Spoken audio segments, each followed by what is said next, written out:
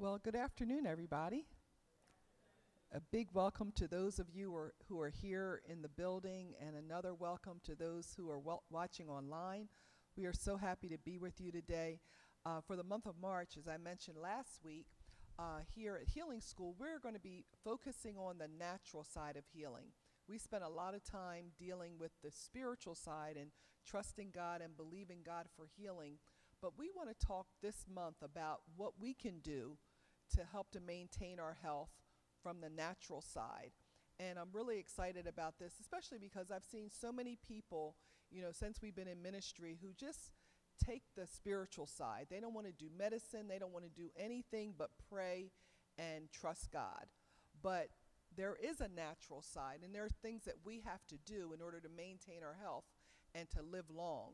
So for the month of March, we are bringing to you some of the healthcare professionals from our own congregation, and we're really excited about that. We have a healthcare team here at Seeds of Greatness, and every Sunday, and even some special services, members of our healthcare team who are medical professionals, nurses, some doctors, nurses, physicians,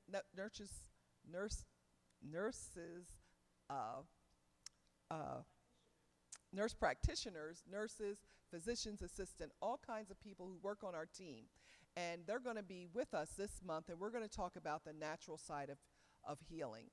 So last week we had Mrs. Honey Bowick, and she talked about diabetes and hypertension, and it was so informative. Had some illustrations to show us, and it was really enlightening. And so I'm absolutely thrilled. We're thankful for Honey, and I'm thrilled today to have with us Miss Jasmine Conway. And Jasmine is a physician's assistant. And we talked a little bit before we got started today about what it is, what it means to be a physician's assistant, and where does that fall in terms of doctors, nurses, nurse practitioners, CNAs. Tell us about the role of a physician's assistant in the medical profession. And Jasmine is employed by one of the largest healthcare systems in our state, okay? And she's doing a great job at it. But take a couple of minutes, Jazz, and just tell us what a physician's assistant is, where does that fall, and what a typical day is like. Okay, so you said I'm a physician assistant. I currently work in the internal medicine department.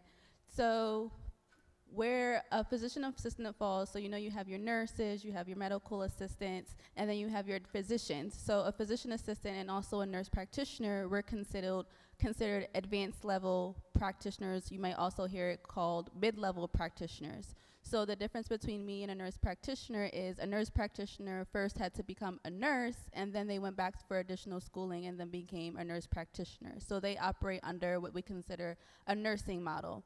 Whereas a physician assistant, I more so go along the line of the pathway of a physician. However, I am not a physician.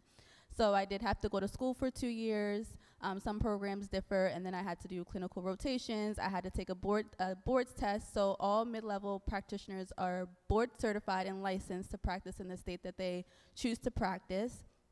I have full autonomy, so I'm allowed to see my own patients.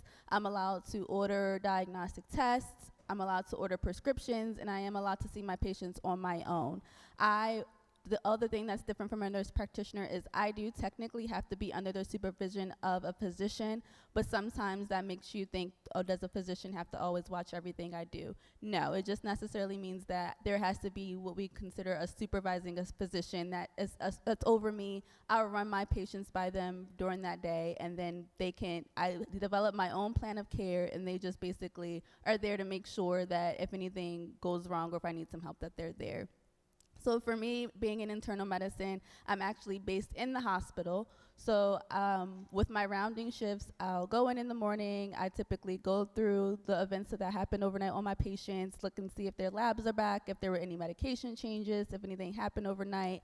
I'll go see all of my patients in the morning. Then we have something what are called rounds, where I talk with the case management team, the nurses, any specialists that I need to talk to that have to deal with the patient's care. And then throughout the day, I'm communicating with different specialists. I'm ordering medication, changing medications if I need to, ordering tests, following up on tests, talking to families, talking to case management teams. So I kind of wear a lot of hats when I'm dealing with my patients in the hospital. I also discharge them as well. So that's typically what a physician assistant does during the day. That's pretty broad. I didn't realize it was as broad. I guess I was thinking more like nursing, but I didn't realize you see your own patients, you can develop a plan of care and all of that. Well, thank you, and thank you for sharing your knowledge with us today. So what Jasmine is going to do is we've asked her to enlighten us where strokes are concerned. So she is going to give us an education on strokes. I may interject from time to time and ask her a few questions or ask for clarification. And at the end, when she's finished all of the material she wants to cover, we're going to open it up to questions from our audience. So those of you who are here in person, if you have any questions that came about or that you already had in your mind that Jasmine didn't cover, you can step to the mic towards the end, and we'll do our best. Well, she will do her best to answer your questions. I do want to make it clear before Jasmine gets started that we are not offering medical advice. Okay, your treatment plan, what happens with you concerning your condition, you should consult your doctor for advice. We are giving you information today, okay? It's not meant for you to go and say, like, you know, I'll stop you if you're asking for her advice, because she's not here today to give advice. She's here to give information, okay? So Jasmine, why don't you go ahead and get started and talk to us a little bit about strokes and, you know, what a stroke is, you know, do your thing. Okay, so stroke, something I'm very familiar with. I take care of a lot of stroke patients in the internal medicine department. So one myth that I thought was very important to kind of talk about that I hear a lot of people when they are talking about stroke is the term mini stroke. So there actually is no such thing as a mini stroke. You can have something called a cerebrovascular accident, which is the stroke that most people think about when they hear, and usually those are the people that you think about with having this weakness, having to go to rehab after. But when people are referring to mini strokes, what they're actually talking about is something called a transient ischemic attack. And I'm going to touch base on both of them because they are both very important. For me, when I'm trying to understand something and when I'm trying to convey something to people, I'm a very conceptualized person. So I understand concepts more than trying to just memorize data. So I thought it might help you to understand what a stroke is, what a transient ischemic attack is, if you kind of understood a little bit of basic pathology. I'm not going to take you back to my pathology class, but so let me interrupt you. That T word, say that real slow. Transient ischemic attack. Transient ischemic attack. Is that a TIA? Do people Yes, call them that? TIA. So transient ischemic attack. Correct. Okay. Yes. So with a transient ischemic attack, the difference with that between a stroke, so the cerebrovascular accident, is a transient ischemic attack or a TIA. Those symptoms typically resolve. You might have the same symptoms as someone who does have a CVA, but those will resolve within 24 hours. If you don't have any symptoms, if those symptoms don't resolve, then you're likely having what we call a CVA or a cerebrovascular accident. So both of them essentially have the same pathophysiology behind them.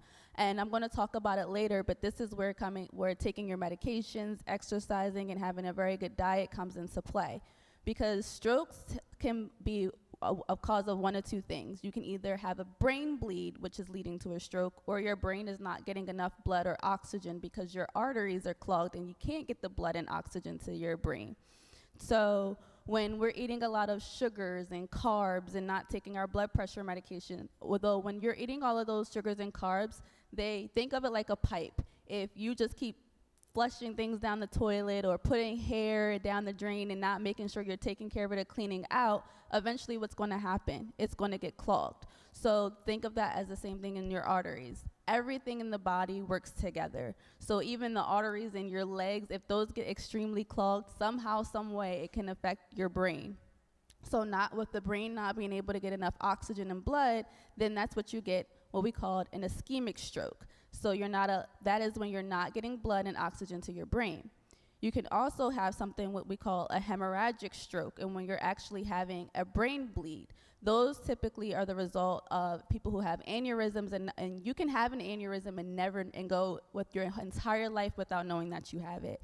And hypertension is also a big cause of hemorrhagic strokes. So that's just some basic pathology that could go into a lot more, but it wouldn't make sense. But I think that just knowing that basic tidbit could help you understand why your lifestyle has a big impact on whether or not you can have a stroke. These people have many risk factors, and some people can have no risk factors at all and still have a stroke. So I kind of already talked about the two different types of stroke, the TIA and the CVA. So what are some of the signs and symptoms of either one? So the TIA, again, you can have the most reported symptoms that I have heard with people with TIAs is they have like this sudden vision loss in one of their eyes. They might have a period of time where they become very confused, might have some arm weakness, some numbness or tingling, and then those symptoms will resolve. By the time they get to the hospital, they might be completely back to normal. And then you have your CVA, so the big stroke. Like I said, there's no such thing as a mini stroke, but the big stroke, the ones that can have detrimental impacts. So some of the signs and symptoms of those. So for your hemorrhagic stroke, the biggest complaint is someone will come into me saying they're having the worst headache of their life. It could be sudden in onset. You might have never had headaches before in the past, but you're having a headache unlike any headache that you've ever had before. That is that is what we call pathognomonic for a hemorrhagic stroke, or something that we call subdural strokes. Again, big words that don't really mean anything right now, but that it would be something to be very concerned about. So if you have a headache and you've never really had someone who doesn't typically get headaches, or this is a headache that is unlike any other headache that you had before, this could also be a symptom of stroke. So there's multiple different compartments in your brain, and where you're having the stroke at, the area of your brain that is impacted can determine what type of signs and symptoms that you're going to have. So in the back of your brain, symptoms that are usually associated with that type of stroke, you'll have a lot of nausea, you'll have a lot of vomiting, you'll be very dizzy. Some people might actually pass out and have syncopal episodes. Those actually can be signs of a stroke, especially if that's not something that is typical of you when you get sick. And then you could also have one-sided weakness, numbness, or tingling. It's very rare that with a stroke you'll have numbness or tingling on both sides of your body. It's usually what we call unilateral. So it's usually going to just impact one side of your brain, because it's usually one part of your brain that is impacted during the stroke. So people might have some difficulty with speech. They might have some difficulty understanding your speech. They might also have this vision loss, this numbness, this tingling. Some people might complain of slurred speech. One side of their face might be drooping, or if someone could just be staring at you and just seems to be off. Those are all signs and symptoms of strokes. So you have these symptoms, you go to the hospital. What happens when you get to the hospital? So usually when people arrive to the hospital, especially if you go to the emergency department and you're having signs or symptoms of a stroke, we usually activate something what's called a stroke alert. So what this does is it gets the stroke neurologist, so the neurologist is people who usually deal with the brain, anything of that nature. It gets them on board so they can come evaluate you, and it also puts you basically in the front of the line for any type of imaging that you might need. So the first thing that we're going to get when you arrive to the hospital and we activate a stroke alert on you, we're going to get imaging of your brain. We want to see, are you having a hemorrhagic stroke? There are also times where these strokes can show up on CAT scans. Additional imaging that you might get is something called an MRI as well. So if you get there and the stroke neurologist, if you get to the hospital within a certain time of your symptoms, this is why it's also important. If you notice that you're having any of the symptoms that I listed, or you see someone with any of these symptoms, it's very important that you get to the hospital or you get that person to the hospital, because there's a medication called TPA. It's essentially a clot-busting medication that we can give to patients if they're having a stroke, and if you get it within 3 to 4, you have to present within 3 to 4 hours of the symptom onset and it be able to qualify for this medication. So with strokes, time is definitely of the essence. Can I interject there? That was a lot of information, a lot of good information. So 2 kinds of strokes. Yes. So the first one was the first one where there wasn't enough oxygen getting through to the brain. Yes. And what happens because of that? So go ahead. So because of that, when you're not getting enough oxygen to your brain, so your cells anywhere in your body, in order to operate the way that they can to function properly, all cells need oxygen. So when you're not getting enough oxygen to your brain, that makes those cells die, and that's ultimately what leads to brain damage. Some people will have debilitating effects after they have their stroke, and sometimes it can even lead to death, depending on what part of the brain the cell death is occurring. So there wasn't enough oxygen getting through to the brain and causes a stroke. The other one is the Hemorrhagic. hemorrhagic one. Yes. And is that the one where there's a bleed, and is that usually as a result of an aneurysm or something else? Is that the one that's could be caused by hypertension? Yes, usually hypertension is a significant risk factor for the hemorrhagic type of strokes, especially if you have an aneurysm. And like I mentioned, some people could have aneurysms for their whole life and never know. But if you have uncontrolled hypertension, you have very small blood vessels in your brain, and they're not equipped to handle the level of pressure that you can get when you have uncontrolled hypertension.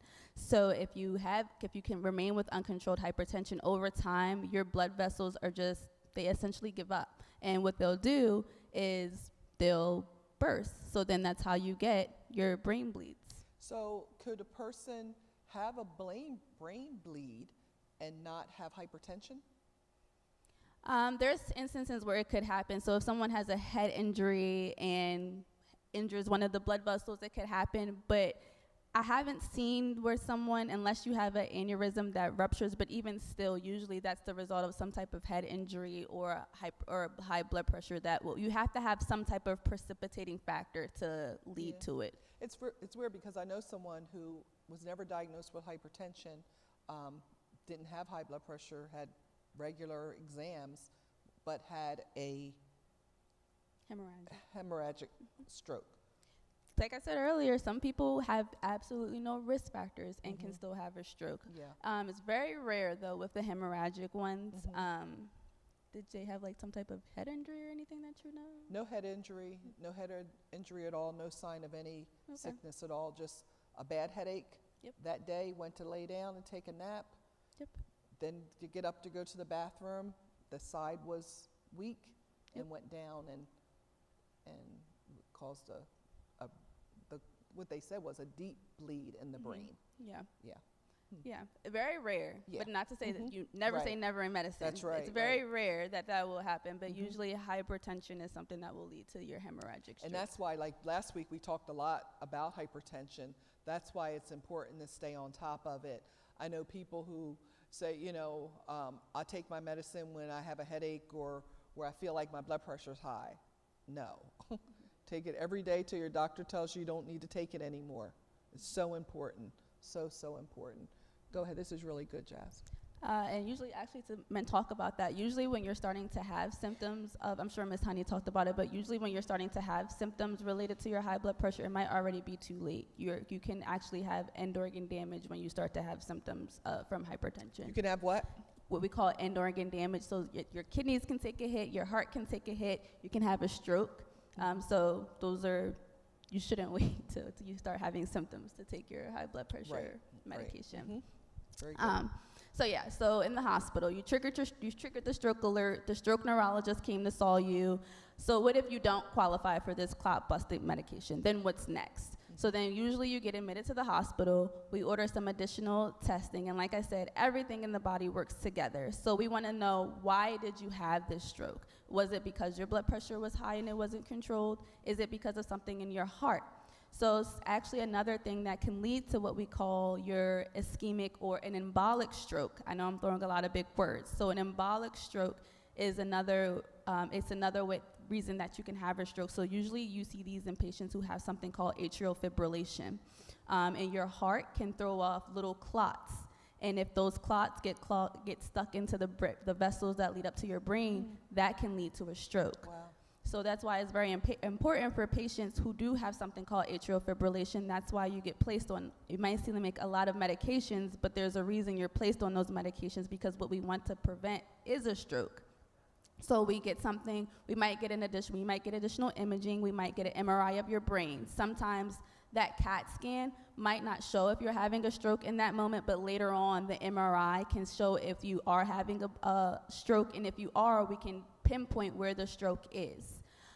If you are having what we call the hemorrhagic stroke, sometimes those require surgical intervention, especially if it's related to an aneurysm, or if they can evacuate the brain, bleed in that moment. So with the ones that are not hemorrhagic and don't require surgical intervention, you're usually followed by a neurologist while you're in there. We also get something what's called an echo. It's essentially an ultrasound that looks at your heart, so we can see, are you having atrial fibrillation? Is there something going on in your heart that led to you having a stroke? There's a ton of workup that's done to kind of see why you had this stroke. We also tend to start patients on medications so you get started on a couple medications. We start you on an aspirin if you haven't been taking one. We start you on something for cholesterol, because high cholesterol is a risk factor in and of itself for a stroke. So you get started and those medications are usually called statins. We also will start you on what we call dual antiplatelet therapy. So in addition to the aspirin, you might also be started on a medication, sometimes just throwing it out there, it might be Plavix, in addition to another medication called Eliquis or Xarelto. Those are blood thinners. So what we're trying to do, the point of those medications are now for prevention, because once you had the stroke, it's not necessarily something that we can reverse. Mm-hmm. So we can't necessarily reverse the brain cell death that was already done. What we're doing now is to see what led to the stroke and what can we do to prevent it further. Jess, that's a question that I had written down.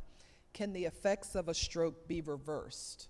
So you're saying that if brain cells died during the stroke, that cannot be reversed? Correct. So those cells in and of itself, we can't necessarily revive them or bring them back. It's important that we catch it when we do, because the cells that surround those dead cells, we want to keep those alive. Mm-hmm. We want to preserve them. So we want to stop the stroke as soon as we can, mm-hmm. and get you started on preventative medications and preventative measures, so we prevent the stroke from spreading or going to the surrounding structures in the brain. How would a stroke spread?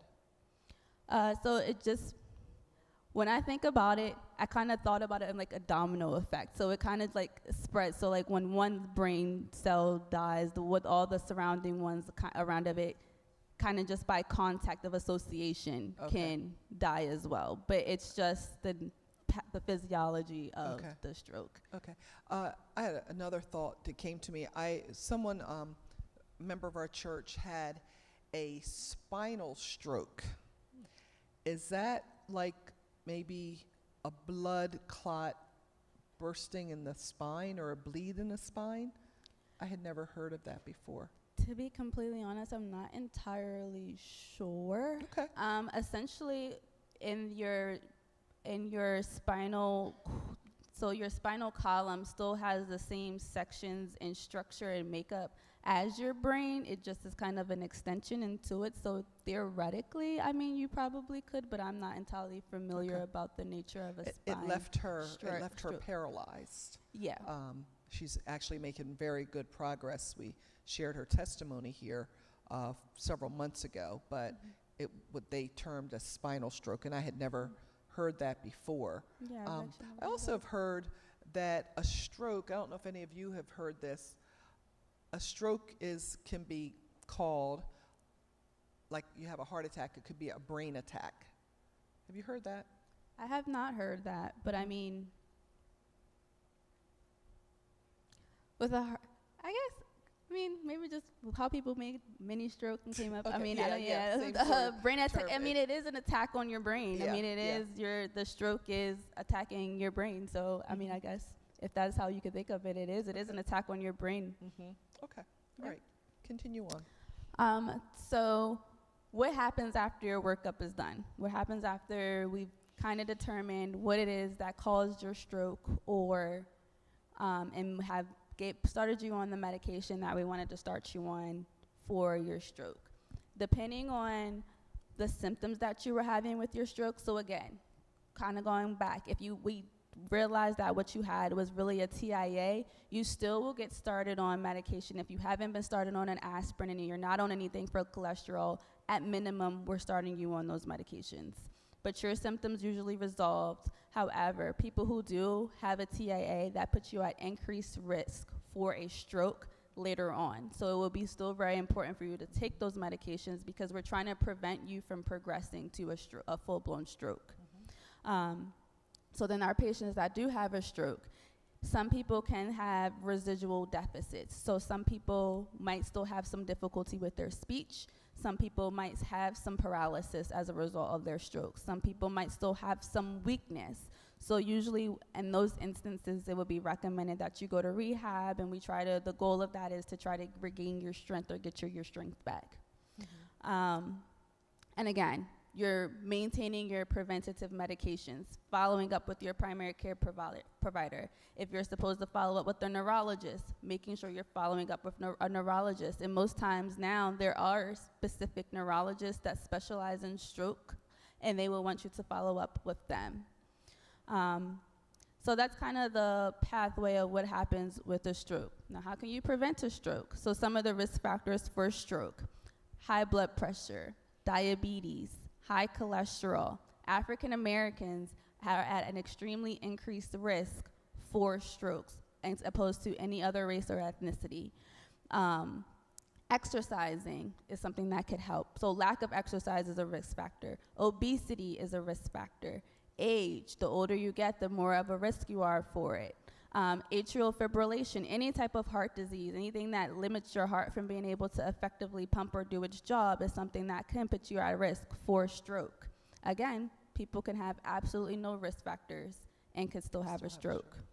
You know, I was thinking about atrial fibrillation, AFib, and I know someone who deals with that, and the way the cardiologist explained it is AFib, your heart rate is out of rhythm, right? Or it's racing, or just out of rhythm in general. But when that happens, it causes the blood not to flow correctly, so the blood ends up clotting some, right? And that is what puts you at risk for a stroke. The person that I know ended up doing a sleep apnea study, and ended up having sleep apnea, being diagnosed with sleep apnea, got the CPAP machine, and the episodes of AFib almost went away just by sleeping with the sleep apnea, the CPAP machine, and put her risk for a stroke much lower. Yep. Isn't that something? So you could have you could have sleep apnea, which causes AFib, which puts you at risk for a stroke. Correct. All from your breathing being interrupted while you're sleeping, puts you at risk for a stroke. Who would think that? And this person had been averse to, really did not want to do a sleep study, didn't want somebody watching them when they were sleeping, and basically refused to do it for a few years. And when they finally went ahead and did it, found out they live by themselves, so nobody was saying you're snoring or you're not breathing. So doing this, and found out that she had sleep apnea, then gets on Eliquis, and then starts using the sleep study machine and the CPAP machine, and gets what do you call it? They wore a heart monitor for like a week, and found out that only 3% of the time that she was wearing the heart monitor did she have episodes of AFib, but so moderate that she didn't even feel them. So she was a little discouraged, thinking she didn't need it anymore, need the Eliquis. But I said 97% of the time, you weren't in AFib. Yeah. Only 3% of the time, where before maybe in AFib half the time. One other thing that we look for when we do that, I mentioned something called an echo earlier. One other thing that we look for, and again, this is something that you might never know that you have until you have a stroke.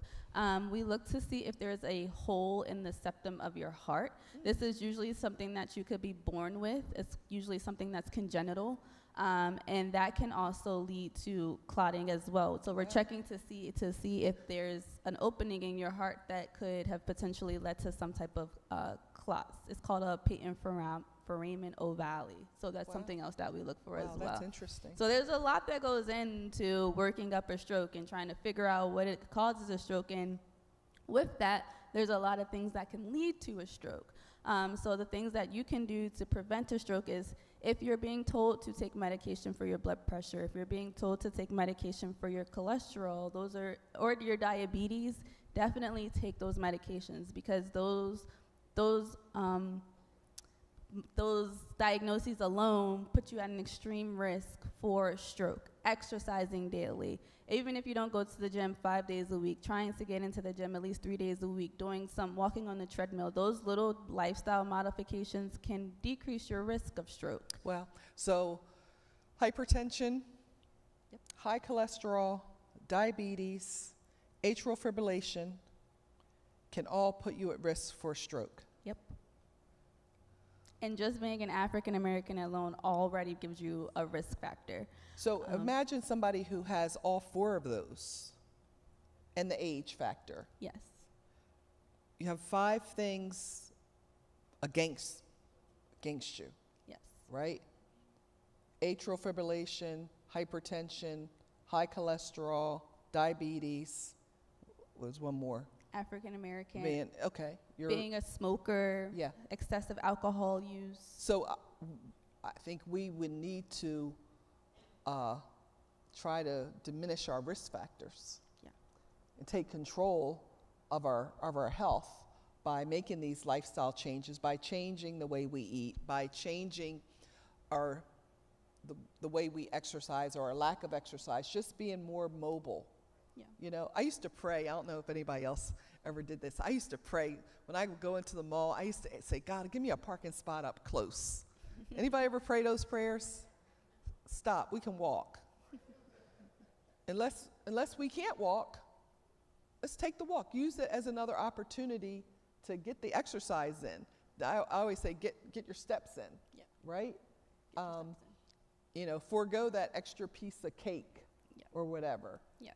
Those are things that are in our control to do.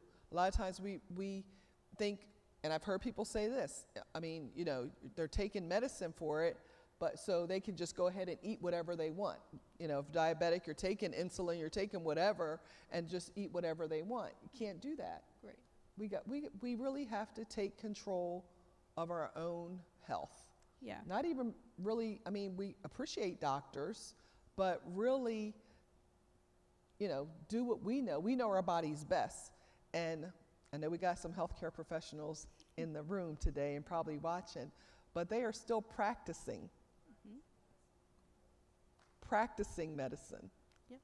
Practicing, you know? Yeah. It's a practice. Still learning every day. Yeah. There's still medications that we're finding out every day, or there's still medications that we thought were really good for this type of condition, and we're learning that it's not. And medication and therapies and doctor visits, they're only going to help you as much as you're willing to help yourself. Medications only can work but so much. Medications aren't necessarily a cure to everything. It's what I think of it as it's a Band-Aid. We're just trying to buy you some extra time and give you the opportunity to still make those lifestyle modifications. Granted, there are some health conditions that no matter what you do, you can't necessarily change it or help it, but making lifestyle modifications can help your heart, your brain, everything tremendously. And just trying to eat a little better, and like she said, if you don't have to get a close parking spot, take some time to walk a little bit. Yeah. Yeah. Jasmine, what should we do if we feel like we're having a stroke or our loved one is having a stroke? You should immediately call 911. If you are able to yourself try to call 911 or get a hold of someone that's able to call 911, but if you recognize any of those symptoms that I talked about earlier, so noticing that someone is having some difficulty with speech, someone's telling to you they're having the worst headache of their life, that is literally a board question. I have heard people say this when I have diagnosed them with hemorrhagic strokes, the worst headache of my life. That is something that you need to immediately call 911 for, because as I said earlier, this is a situation where time is of the essence, because I've heard one of my preceptors told me, time is brain. Wow. So say that again. Time is brain. So time, I want people to think about that.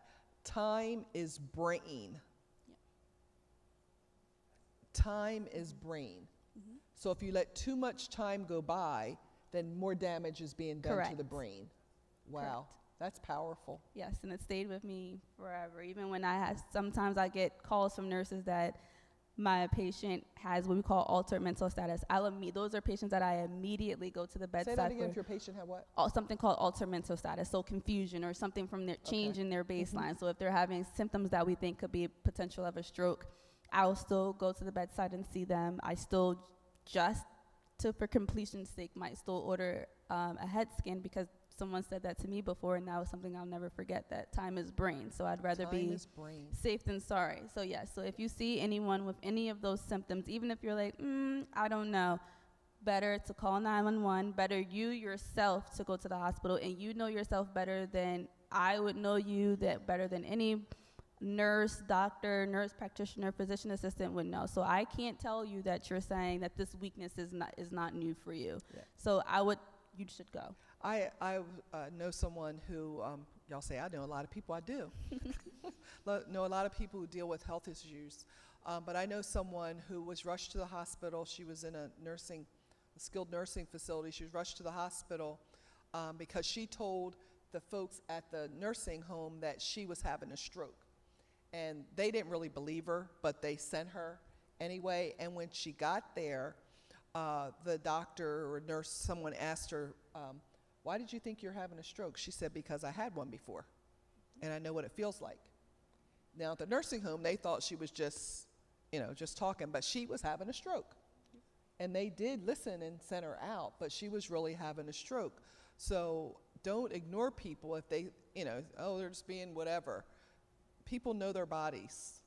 And if they think something like that is happening, they should be seen immediately, because time is brain. Wow, time is brain. Time is brain. That's really, really good. Really good.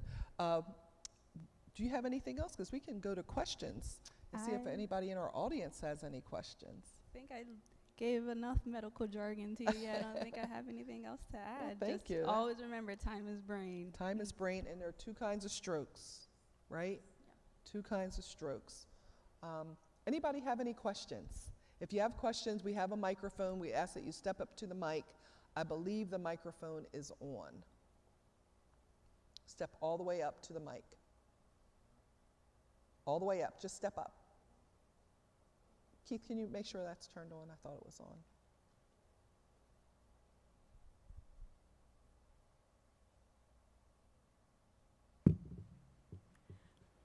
Thank you for sharing the information.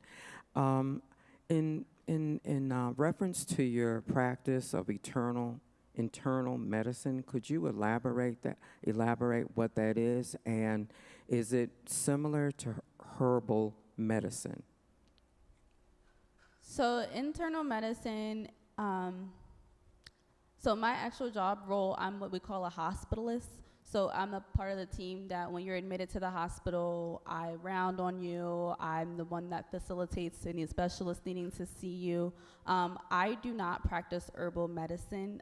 There actually are providers, I believe, that practice herbal medicine. I believe they're called osteopathic.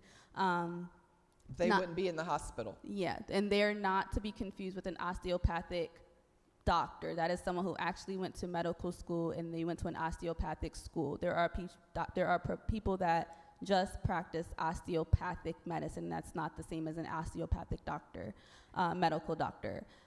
So internal medicine is just another way to say that I treat patients who are 18 years and older, and I specifically am based in the hospital. Does that answer your question?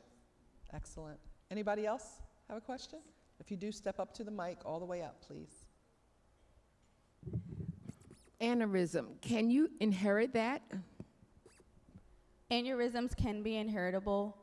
There's also different medical conditions that put you at increased risk for developing aneurysms, but you can also just develop them for, I don't want to say for no reason, but you can just have an aneurysm. You don't necessarily have to inherit them. Okay. So they're not necessarily genetic, but some lifestyles are, we have lifestyle patterns, and so say if our parents had hypertension because they ate all kind of stuff that shouldn't eat, and then you grew up doing that, and you do that, and you have hypertension, both are at risk for aneurysms, am I right? Because of hypertension. The reason why I'm asking is because my sister-in-law had an aneurysm, and then a couple of years later, my daughter had it, but she's a nurse. So she caught it right in time.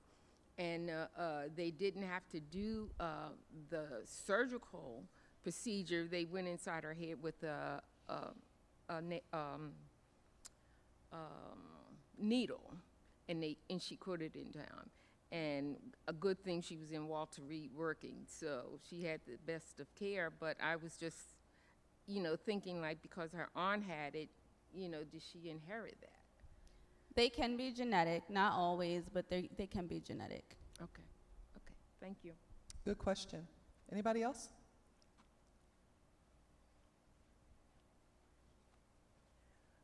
Okay, yes, I do appreciate you coming and all the great information.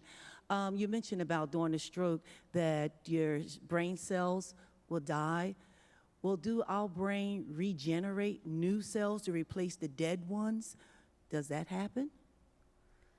Not necessarily, no. Essentially, when that part of the brain dies, it is dead. What your brain will basically do, though, is try to form new connections. So that's why it's important that if you are told to go to rehab after, that it's important to you do that and you do work on daily, like strengthening and taking your medications, because your brain, it has the ability to try to make new connections so that you can regain that strength, but you don't necessarily get that that area of your brain doesn't necessarily come back. Okay, thank you.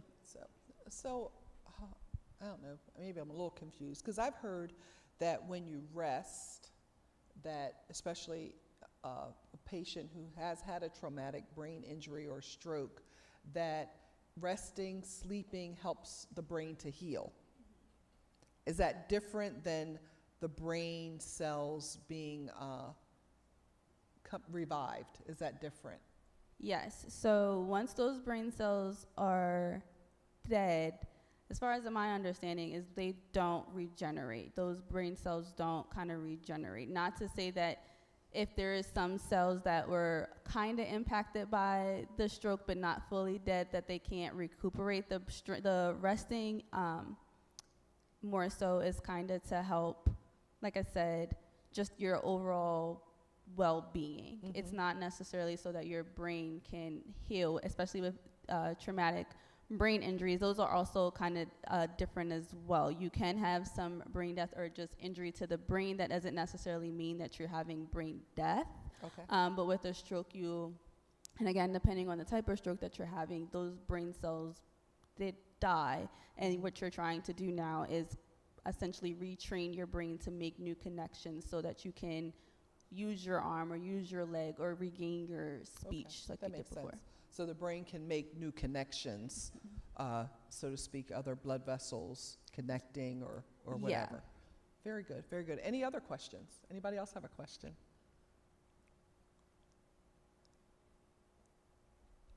I thought this was really interesting, especially this day that we're living in. It seems like I'm hearing more and more people than ever, and maybe I'm just more tuned in now, but I feel like I hear more and more people having strokes these days. And, it's so sad. Young people, like I know people like in their 20s, early 30s who have had massive strokes and are now, dealing with all the residual effects from it. So it's not something to play around with. Your blood pressure is not something to play around with. You know, again, we believe in the power of prayer, but coupled with medication, that's powerful, and treatment, medical treatment.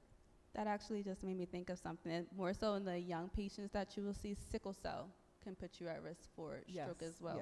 Yes. So sickle Yes, cell. I had family members who have sickle cell anemia, and they've had stroke after stroke after stroke as young people growing up. And that's because when you have, and you can help me with this, but my understanding is the cells are sickle shaped, and they clot, which causes a stroke. So that's not something to play around with either. Yes. Actually, that's exactly what I was going to say. Jasmine, you did a great job. And First Lady Lisa, thank you so much, because this is very important in our community. You did very good. So that's what I was going to bring up as a sickle cell, because I have my niece. She had a stroke at a very early age because she has sickle cell. And a lot of time people do not associate sickle cell with stroke, but that's what that's why you're the physician assistant. Yeah. So yeah, sickle cell is very, it's one of the risks, because for me, I work up to the mic a little bit. Okay, more. For me, I work as an oncology nurse and also hematology. So I do see a lot of sickle cell patients. Early in my practice, I didn't understand because I was a new nurse.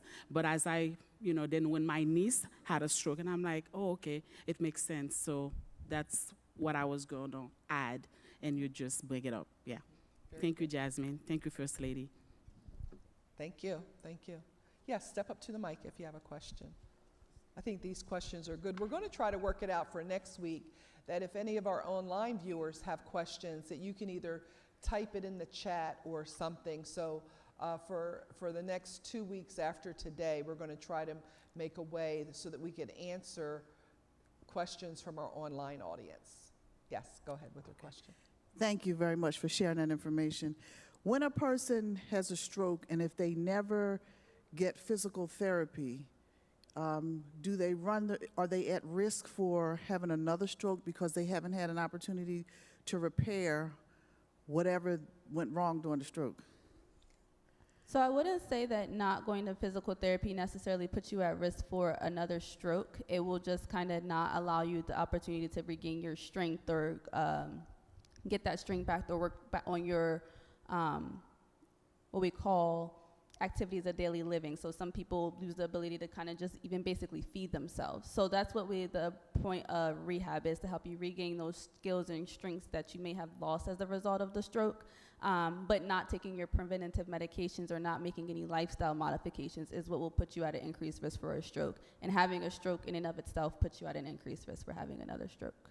Okay, and then my second question is,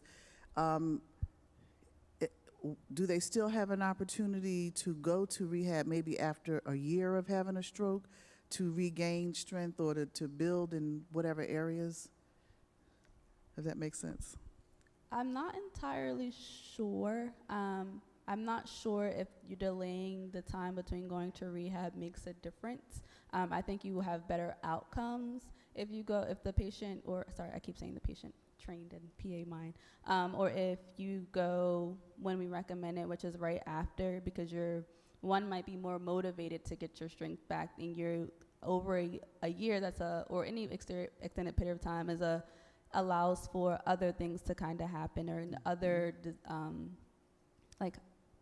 other comorbidities to arise that might prevent you from going to rehab. But I'm not entirely sure the answer to that question. Okay, thank you. You're welcome. Thank you. Anybody else before we wrap up? Just step up to the mic. Again, great job, Jasmine.